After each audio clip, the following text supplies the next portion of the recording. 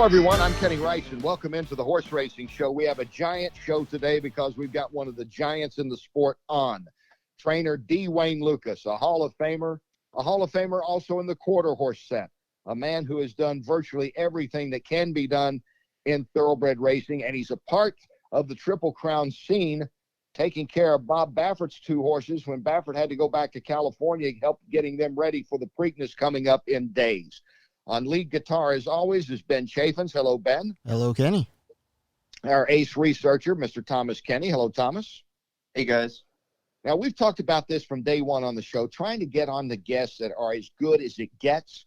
We can debate who is the best of all time, but when you say as good as it gets, okay, they're right there. You mentioned another name, they're right there. You can mention the great trainers, Sonny Jim Fitzsimmons, to Charlie Whittingham, to Ben Jones, to Bob Baffert. And Wayne Lukas is right there.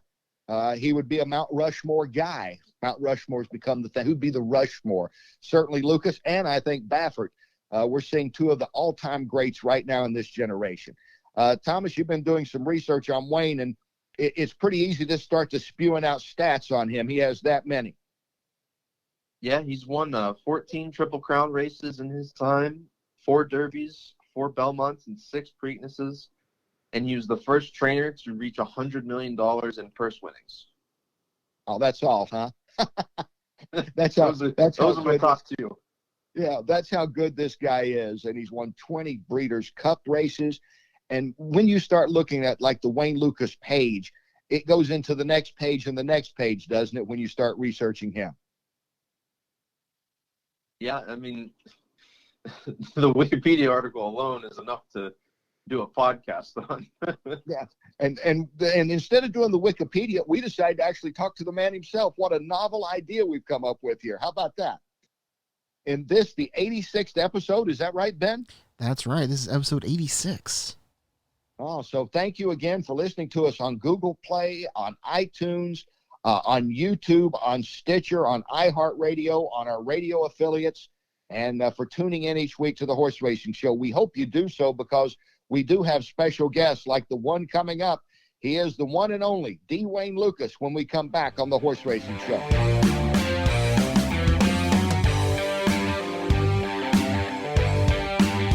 Welcome back to the Horse Racing Show. I'm Kenny Rice. As we mentioned, I'm thrilled to have this man with us. He's been a big influence on me in covering thoroughbred racing, as he has many young reporters coming up in the business over the years. He is the king, I think, of all horse racing. We talked earlier about all of his many accomplishments. He is D. Wayne Lukas. And Wayne, welcome back in. Great to have you. Well, thank you, Kenny. It's good to get back in the swing of things, get on the show. And let me ask you first off about your health. People know that you you didn't just have COVID. We know some people that were asymptomatic, but you actually had it, and it kind of sidelined you. And when you're not around the barn, people take notice, and you were laid up for a couple of weeks. Boy, it did. Yeah, I tell everybody don't take it too lightly, especially if you're got a little age on you like I do. But it hit me pretty hard, and boy, I struggled with it a little bit. But then once I got through it, then I feel better now, Kenny, than I have before it actually. Wow. So, when you got it, you had to self-quarantine, and you didn't have to go to the hospital, did you? You just kind of take it at home. Is that how you deal with that? I was at home, but I didn't have to self-quarantine. I quarantined by just being that sick. I didn't have to worry about going anywhere. Spent it hit me for about 8 or 9 or 10 days, really hard. And then a couple nights were pretty critical. And then I came out of it and felt good ever since. Well, man, that was great. It was good to see you at the Derby. I ran into you recently here in Lexington. You look great. So if people didn't know you had COVID, that you never missed a beat, Wayne, they'd never know you were sick. Well, thank you for that. Now, you've been very involved in this Triple Crown season, going back to when Todd Pletcher, your protege, didn't come down from New York to the Derby, but he had money moves, his Derby horse in your barn. You were kind of overseeing another Derby horse. What was that experience like, the pupil sending the master back to help him out again? Well, Todd decided because of the epidemic not to come in and quarantine himself. They had to quarantine before and after, and of course that complicated things a lot. So he decided just to send his horse in to me, and we were able to take care of it. We actually just did what Todd wanted, and we were able to saddle it and everything, and go through the whole drill of the Derby, even though it was a special kind of Derby. But it was good, and I was always glad to help out Todd. He's family. Yeah, I think you say that about most of the guys, and it's a list. You're like the coach that sends all the assistants out, and they become great head coaches. Well, thanks for that. We've had some great guys. Yeah, I know I'd missed somebody. I started naming them earlier, as we were getting ready for this, and I said, I'm going to forget somebody. I always do, which is a tribute to how many guys you've sent out over the years. Well, one of them that a lot of people are missing is Mike Marlowe, who worked for me about 14 years. He's Baffert's top assistant now, along with Jimmy Barnes. And your relationship with Baffert. Now, you've been taking care of two horses that came out of the Derby that are both pointed to the Preakness. The Derby winner, Authentic, and 1,000 Words, because Baffert goes back to the West Coast and leaves them in your barn, right? So, hey, look at you. You're still on the Triple Crown scene, Wayne. Well, I'd like to have one this year myself, but it's been fun. What happened is we sent Todd's horse home, and Bob decided to leave the two that he had in the Derby with us until the Preakness, rather than ship them back to California. He thought that might be a little bit too much wear and tear on him, and he's done that with me before. He's left horses before the Oaklawn Stakes in the spring, and we've had really good luck. In fact, we've had amazing luck with doing that. So he left them there with us, and we're just doing what he tells us pretty much, but we're taking care of him. Is he good to work for? Yeah, he's good. He's fine. He even pays good, believe it or not. And on time? Yeah, right on time. I was amazed. Yeah, he does. He pays good and right on time. What about these two horses of his? Authentic, obviously, we saw him win the Derby. A bit of a surprise, not a long shot, but a little bit of a surprise. And then, of course, 1,000 Words gets DQ'd already before he starts flipping over in the paddock. But what have you noticed about these two horses now as they get ready for the Preakness in just a few days? Well, Kenny, being objective, they are doing terrific. Whoever enters up in the Preakness better be ready, because they have done just absolutely terrific here. I think that they put on 15, 20 pounds apiece. They have filled up. They look good. Their energy level is unbelievable. For a horse that just, I've had numerous horses in the Derby and then go on to the Preakness. You're always concerned about the energy level. But Authentic and both 1,000 Words, the energy level has been unreal. They have just bounced here and played in the morning, and they're going into the Preakness in great shape. Great shape. And you know how special the Preakness is. I mean, you're a man that's won that 6 times.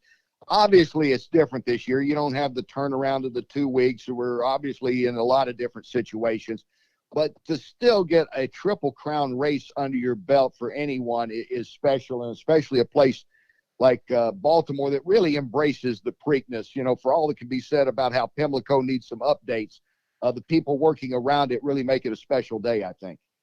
Oh, yeah. Bob and I have talked about that, and we both think it's our favorite one. Of all the Triple Crown races, I have the best feel about the Preakness. I've always enjoyed it. It's a fun time. I think a little more of the pressure comes off, but the camaraderie is a little bit, as you know, we're all in the same barn there. And so we have a lot of camaraderie over it, and it's the most fun one. So I think that given a choice between all 3 of them, I have enjoyed that one the most. That was the one that put you on the map, wasn't it? With Codex in 1980. I met you just a few months later, but I remember the first time I heard of you was when, and obviously people that follow quarter horse racing already knew all about you, but the big scene is when Codex wins the Preakness in 1980. I guess that was the breakthrough for you. Sure, big time. I went in there with Codex, and we'd won the prep races out in California, and we were real high on him. We hadn't nominated him for the Kentucky Derby, which was tragic because I think we could have won that too. But we came in the Pimlico there, and it was the first classic I'd ever been involved in, and here we go in there and we win it. And I remember saying to Jeff, my son, this is no big deal. We'll win a lot of these. I didn't realize it was going to take 8 more years to get the next one. Well, you did win a lot of them. 14 Triple Crown. I haven't missed one now, have I? 14? No, 14, yeah. We're talking with the Hall of Fame trainer, Wayne Lukas, who has done everything there is in the sport. As I said, as good as it gets. And we'll be back with Wayne right after this. Don't go away.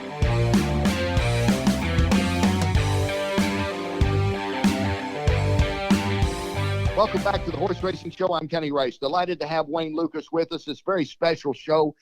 He's a very special person. When I talk about as good as it gets, somebody may be as good as, but are they better than? And I don't think anyone is compared to Wayne Lukas. And one guy named Bob Baffert said as much when he was on this show just a few weeks ago, Wayne. And he goes back to your days as a quarter horse trainer.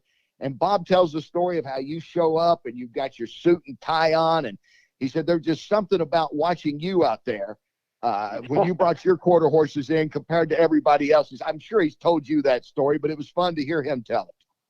Well, seriously, Kenny, he's the best in the business. When you take all the facets of what we go through as trainers now and how the game is played, he's number one. There's nobody else even close. Here's the thing.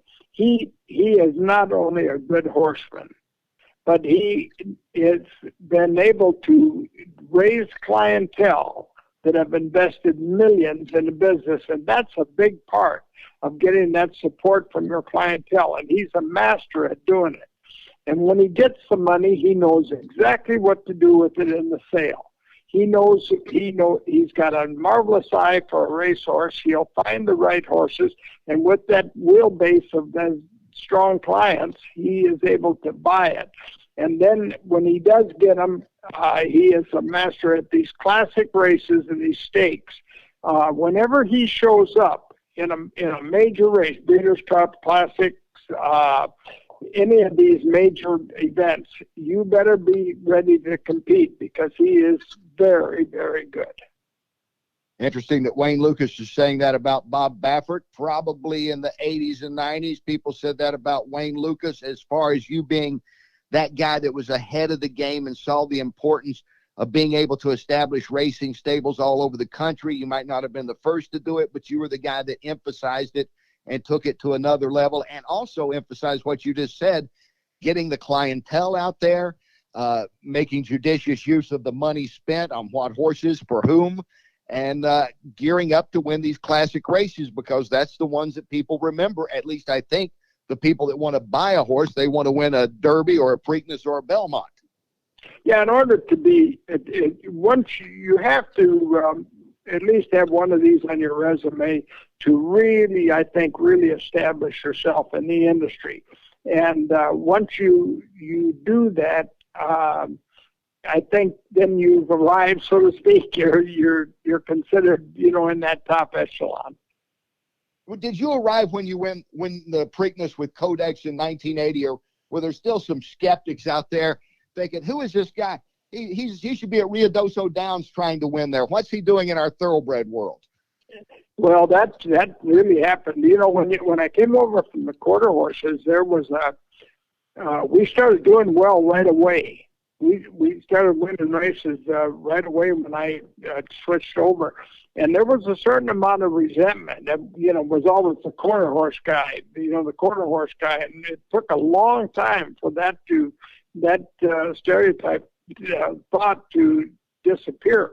We did things differently. We, like so many people have known, we treated our barn a little bit differently. We made it a show place and did some of the things that caused a little bit of resentment. Now, anytime you're whipping up on somebody and beating them, you're going to get a little resentment. But there's always a certain amount of jealousy and resentment in the thoroughbred industry, and I think you have to earn your stripes. You have to win over some of these people.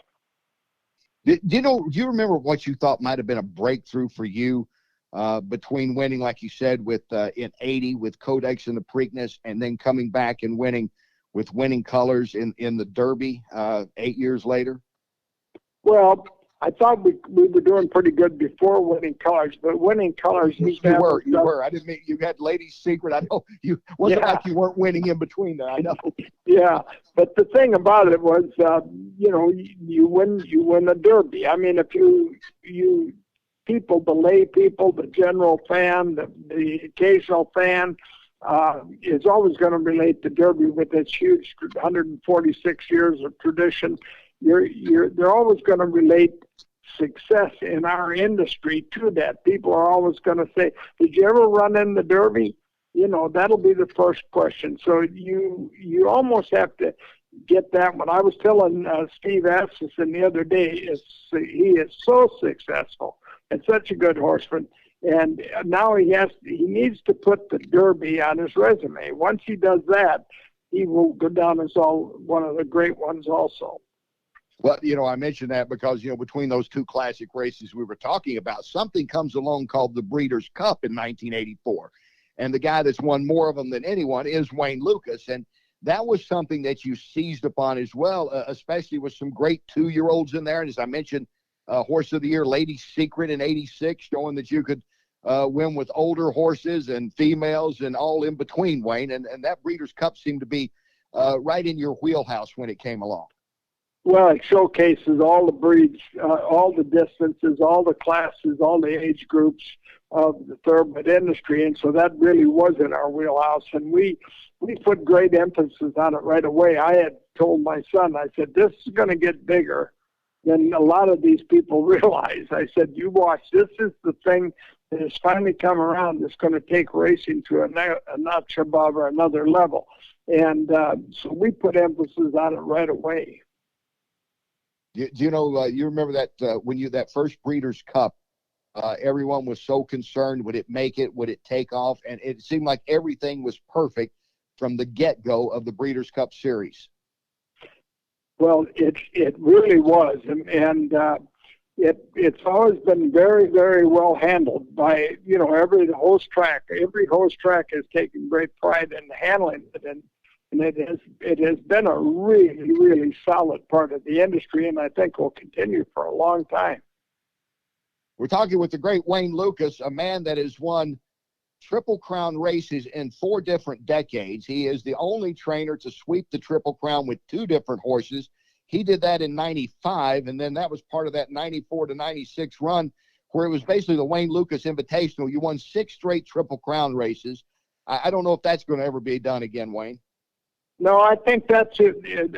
I think Bob and these guys, Steve and all these guys Chad Brown are going to break almost all the records. They're doing great. The purse money is so much better now. But that one might stand for quite a while. That one's going to be tough to get 6 of those in a row when you stop and think how special it is to get one. That record may stand a while. What's the difference in the game today? I mean, when you came in and we talked about, as you were talking about with Baffert, can still find the clients, and the clients are always going to be the key, who has the money to buy the good horses, to put them in the hands of great trainers. But with all the different setups that they have now and the syndicates that they have set up now, is that changed the game in just a whole different direction?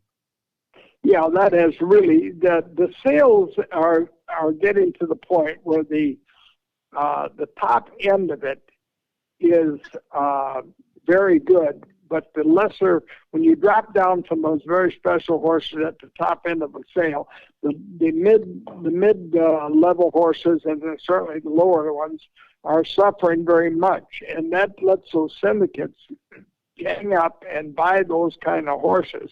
But the thing that I think has changed the game more than anything else is the internet.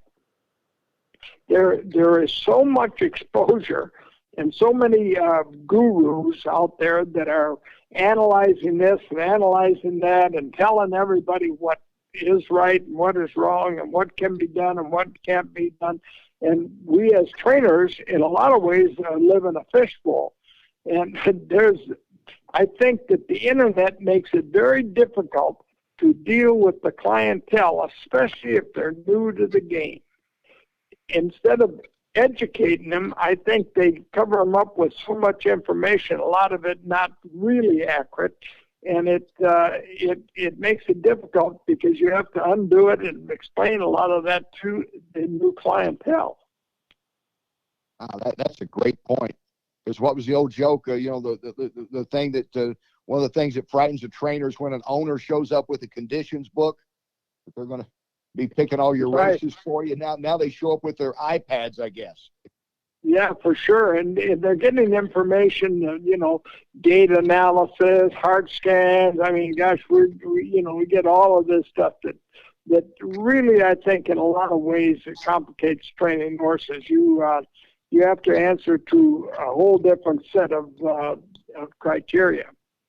Well, I remember one of the things you told me earlier, very early, when you were giving me an education in horse racing a few decades back, is looking at the athlete as well as the pedigree, and just simply looking at an athlete the way you'd watch a football player or a basketball player come on the court. They carry themselves, the special ones, in ways that don't always show up on paper. Well, yeah, early on when I first started going to Keeneland to the Falls sale, yearling sale, I told Ted Bassett, why don't we just put the pedigree pages up on the screen and we'll bid on them, and then we'll go look at the horses next week. I mean, it was crazy the way pedigree was everything, and the individual didn't stack up in a lot of ways. And I thought, gosh, this isn't going to work. And Bob and I have both, I think, changed that a little bit. We started buying those athletes, and they started running, and of course we made some pedigrees along the way too. Do you remember one special horse or two that you picked out that nobody else was really paying a whole lot of attention to? Well, I think the one that was really special was Grand Canyon. He had a short career, but I remember going to Lee Eaton's consignment, and they had a Wednesday session. They had a Monday and a Tuesday session for the very select horses, and then they had the Wednesday session for the overflow. And I remember Lee telling me, I said, "Are these all of them?" He said, "No, we got some Wednesday horses on the other side of the barn. You can go over there and look at them. There's not much there." And I went over there, and they led Grand Canyon out, and my knees buckled. I had not seen a horse like that in years. And I thought, oh, my gosh, this is the real deal. And I was right. I really think, Kenny, that if he wouldn't have got hurt in Hollywood Futurity, he was going to win the Triple Crown. He was so talented. Oh, I remember him well. We're talking with the great trainer, Wayne Lukas. We'll be back with more right after this. Don't go away on the Horse Racing Show.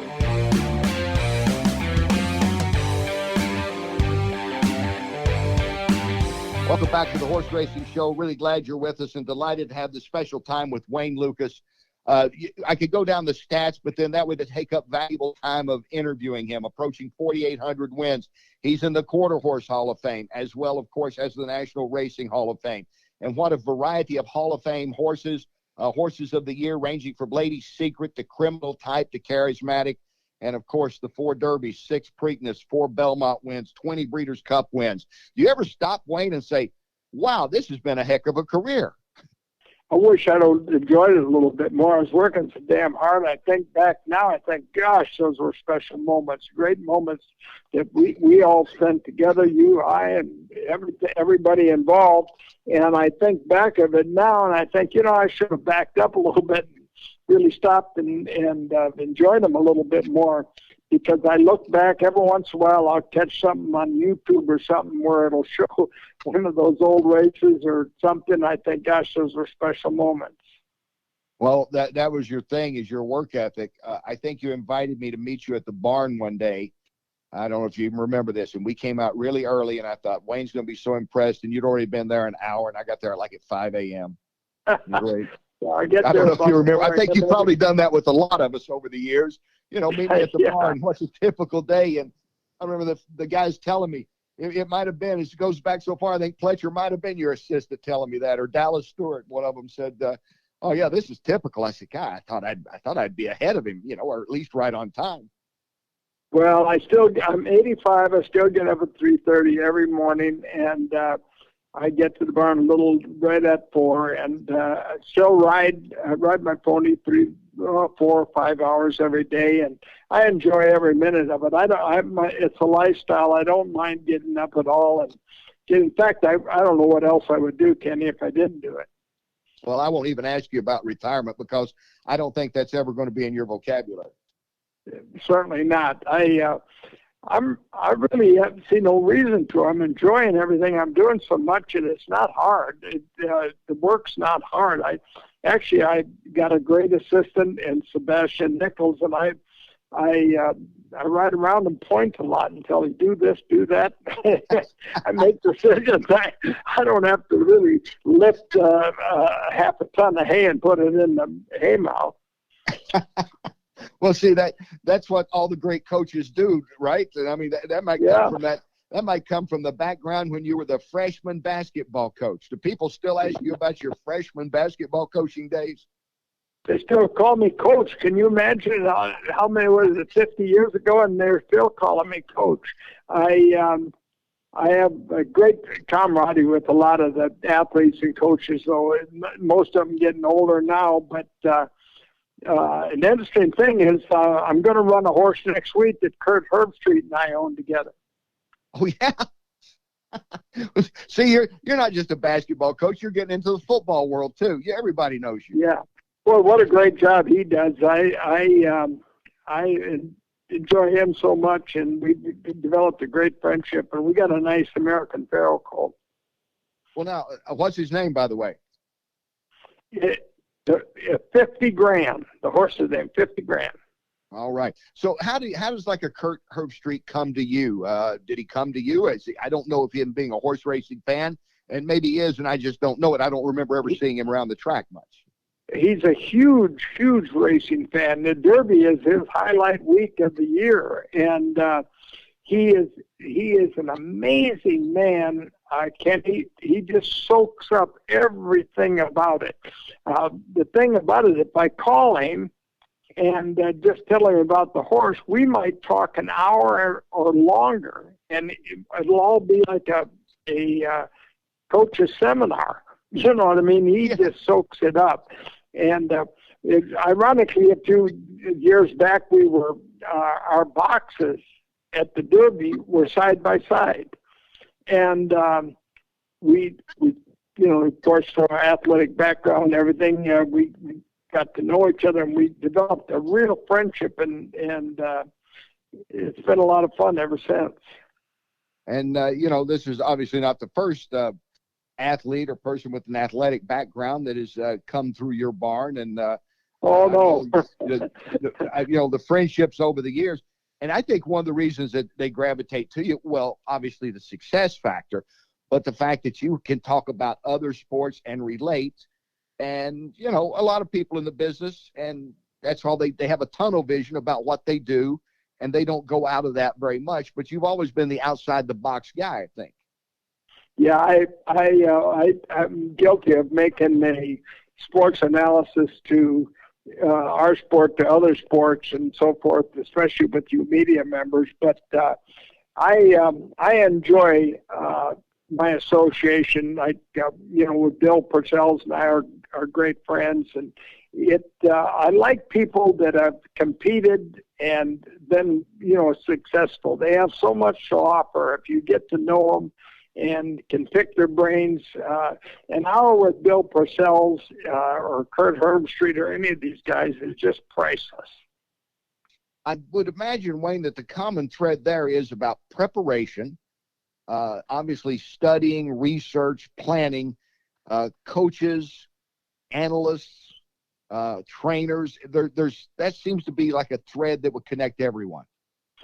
And making that mental adjustment day by day. You have to, if you're coaching or if you're training racehorses, you have to make that adjustment every day. You cannot get stereotyped in your thinking. You have to stay open-minded and deal with what's in front of you. And there's so many decisions that lead to your success that you have to make on a daily basis, and that's true of coaches too. And this is, what came first there? Was the love of the horses? Was it the love of basketball? What brought everything together starting way back in your career? The love of the horses were there, but my mother said I had to quit fooling around with these horses, and I had to do something worthwhile and make a contribution to society. I couldn't just fool around with these horses my whole life. Well, she changed on that later on. But the second love was, athletics, like so many young kids. And so I went to University of Wisconsin and pursued that career, only knowing that the horses were pulling at me, and I probably would end up there. Wow. And, you and Bob Baffert both come from a background of quarter horse training. Was there something with the way you guys trained a quarter horse that transitioned what seems very easily to thoroughbred training? Well, I don't think it's easy to make that transition, but we've both been successful to do it. The one thing that I think that helps us so much with the quarter horse background is that we are very aware of conformation and the athletic look of a racehorse. They're two different breeds, but there's a common thread that runs through racehorses and the look. And when you're in the quarter horse game, we didn't have big bucks, and you had to buy them, and you bought athletes. You didn't pay much attention to the pedigree. In fact, the pedigrees of the quarter horse racehorses were not very refined. Now, we got in the thoroughbred business that go back, 300 years. The quarter horses, they only go back to 1959 or something like that. So we had to buy good athletic horses. And so I think that was one of the things that really helped us, besides doing it all yourself. I mean, both of us, you don't have a lot of grooms and everything when you're in the quarter horse business. It was kind of starting out, you did everything. Hey, what made you be the guy that always wanted to dress up when you went to the quarter horse track? I go back to what Baffert said. He said he noticed that first about you, and then the fact that you were winning races. He said, but Wayne always stood out. Said, a lot of guys, they didn't care about dressing up that much, but Wayne showed up in a suit and tie and had those sunglasses on, and you just said, that guy means business. Well, here's what I thought. I thought that the clientele wanted to be proud of they're proud of their horse, so they should be proud of where it's at. And we thought that there were a certain amount of salesmanship or marketing was important, that we should make people say, who the hell is that guy? Or who's stabled here? Whose stable is this, when they drove by? So I thought that was always important. That coupled with the fact that, your coaching background taught you a little bit of that too, that you needed to, keep the bar raised way up. So I did that right from the get-go. And I think that really helped, at least in attracting some of the better clients. We're talking with the coach, Wayne Lukas. We're going to wrap it up with him right after this. Don't go away.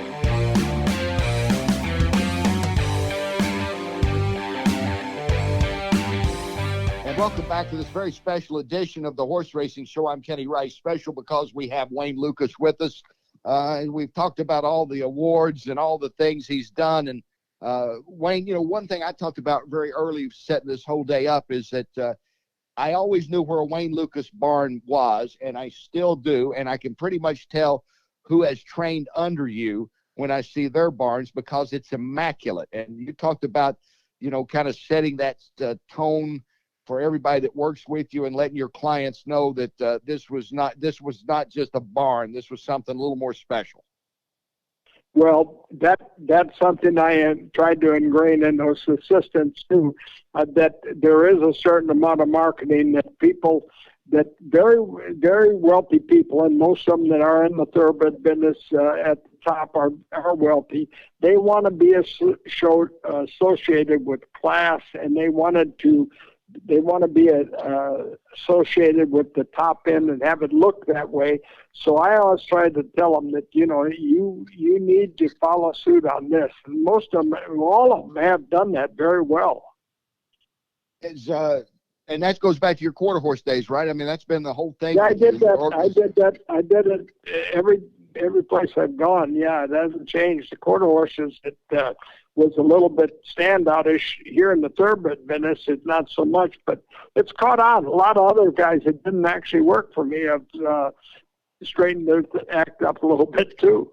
Yeah, I've noticed. I can pick out who's made improvements over the years. You know, one of the other things about you that I think set the whole standard, and you know, Baffert and Pletcher and Zito and about everybody else we've had on this show always talks about how you got it going. I don't guess you were the first, but you're the one that really seemed to emphasize, especially with air travel, that you could have major setups as you did in California, and then you could be in New York or Kentucky or Florida or Arkansas or wherever you needed to be with your assistants, and have all these satellite camps basically set up, and you keep your good horses running elsewhere.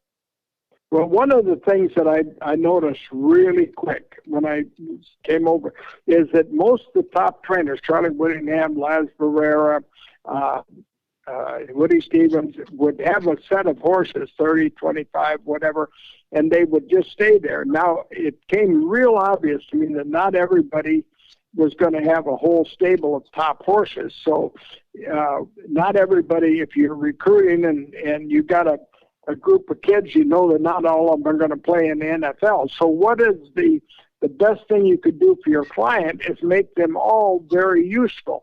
So if a horse couldn't cut it at Santa Anita, I said, well, why we need to put him at Monmouth Park, where it might be a little bit softer. And if a horse was really good in August, get him up to Saratoga where you could showcase him there. So we tried to make every horse useful. And when we did that, Kenny, that's where all those records came from. That's where all of it happened. And records that include top stakes winning trainer from 85 to 92, leading the nation in earnings from 83 to 92, and again from 94 to 97. And we talked about the 14 Triple Crown wins and the many accomplishments. Have you written a book? Have you thought about writing a book? Do you want to put all this down on paper for the next generations to come?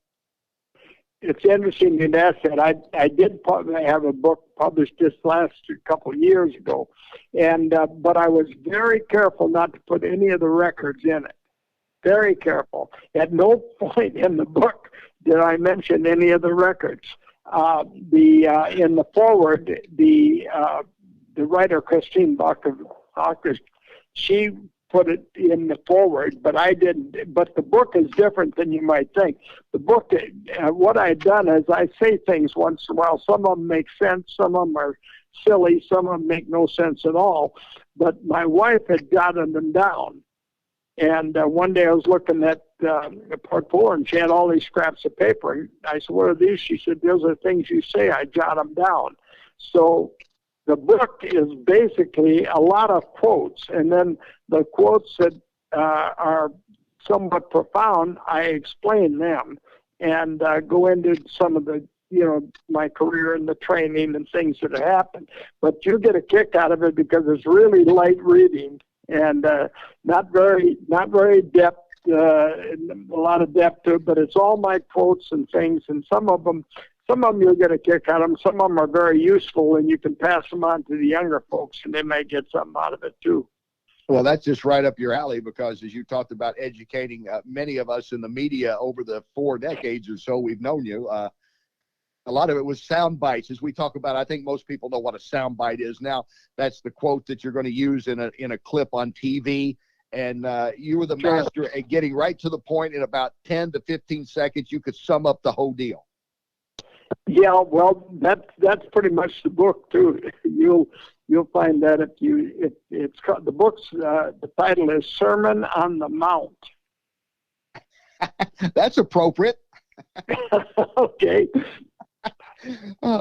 Well, Wayne, will you be going on now to Baltimore for the Preakness? Will you be up there with some horses running, and I guess looking at Authentic and Thousand Words that you've kept an eye on for Baffert during this time?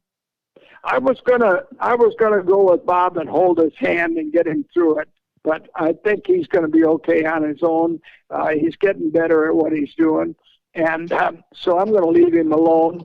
But I will say this: I really think Kenny. I'm a world's worst handicapper, but I don't think they can beat this horse in the Preakness. I think he's going to win this one too. But we're talking about Authentic, yeah.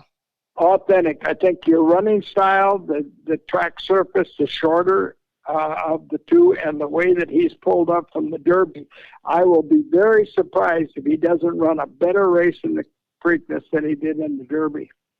You know, people are running to the bank on that now. I mean, you've been pretty good at picking horses over the years. Well, I really, really think that he's going to fit the Preakness better than he did the Derby, and he's in top form. Wayne, I cannot thank you enough. I hope you know how special it is to be able to catch up with you and take up your time like this. Well, let me say this, Kenny. You're special at what you do, too.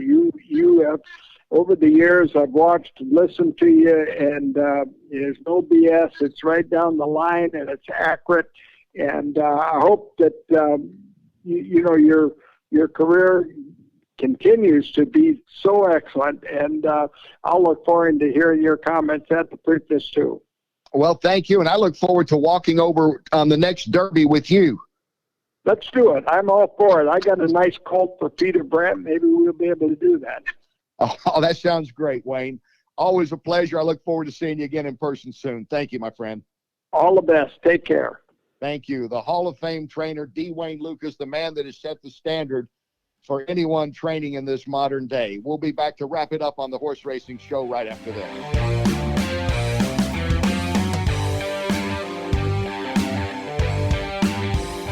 Welcome back to the Horse Racing Show. Again, we thank you for your time this week, and it was great to catch up with Wayne Lukas. As good as it gets. Interesting that he thinks Bob Baffert is the best ever. Who's going to argue with that? We're seeing something special in a couple of generations here. Wayne Lukas and Bob Baffert, two of the all-time greats. They would both be on Mount Rushmore. Rushmore became the thing. Who would be the Rushmore? Who would be the four guys in whatever sport you wanted to put up there? And in trainers, we're seeing them right here. Bob Baffert, who just won his 6th Kentucky Derby, and Wayne Lukas, who's won 4 Derbies and 14 Triple Crown races, and only Baffert has won more Triple Crown races. And interesting when you hear Wayne Lukas say, keep an eye on Authentic, the Derby winner, maybe even better going to the Preakness, who would know better than that. He's been keeping a close eye on him because he has been in his care while Bob Baffert has been out on the West Coast. So Authentic, the one to beat perhaps in the Preakness. And the Preakness is going to be interesting coming up the first weekend in October. We'll talk more about that next week because there's Authentic and Thousand Words, possibly Art Collector, who had to miss the Derby. Will Kenny McPeak's talented Philly Swiss Skydiver take on the boys in that race? Will Mr. Big News, the upset third-place finisher in the Derby, give it another shot in the Preakness? Todd Pletcher has a couple of horses out there, Dr. Post and Happy Saver. Maybe Steve Asmussen gets back on the scene here. It will make it interesting, and we'll be talking about the Preakness more next week as we count it down to Baltimore. But let's get back to Wayne Lukas today, and I really enjoyed it. The time just flew by for me. Thomas, what did you take from listening to one of the all-time greats talk about his career? I really liked when he was talking about his book that he mentioned that he didn't include his records in what he contributed to the book. It actually took the author in the foreword to include those. Yeah, no, that's Wayne. He just shows up at the track every day at 4 o'clock and works, and he knows he has the records. He just doesn't dwell on them as much. I think he's thinking about the next one. That's my opinion. Ben, how about you? I just thought it was so impressive about that $100 million mark, being that first trainer to win that in purse money, because when he was doing this, the purse money wasn't that large, you know. That's when you had to earn $100 million, didn't you? That was the old-fashioned way. You That's didn't right. have $6 million and $10 million races all over the place like you do now. That's right. A couple of Well, that's only too 10 of good. those. Yeah. Yeah, that's two good thoughts on the success that Wayne Lukas has had and may continue to have. Like you said, he's got a 2-year-old, so who knows for next year. Maybe he'll be back at the Derby. Thank you. We'll be back next week. I'm Kenny Rice. This has been the Horse Racing Show.